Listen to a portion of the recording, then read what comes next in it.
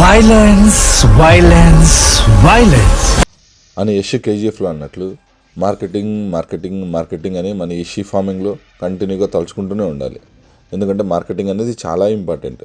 వచ్చిన వాడు ఖచ్చితంగా ప్రతి ఒక్కసారి చెప్పే మాట ఏంటంటే పొట్టేలు పిల్లలు బాగాలేవు, స్ట్రాంగ్గా లేవు, మిర్రు లేదు అని మనల్ని కాంప్రమైజ్ చేసి వచ్చిన పర్సన్ మనతో ఎలాగైనా లో ప్రైస్కి తీసుకెళ్లాలని మనల్ని కాంప్రమైజ్ చేయాలని చూస్తాడు. మనం స్ట్రాంగ్గా నిలబడి మనం ఏ ప్రైస్కి అయితే సేల్ చేయాలనుకున్నామో ఆ ప్రైస్కే మనం సేల్ చేసుకోవాలి. మేమైతే లైవ్ 400కి సేల్ చేస్తున్నాం.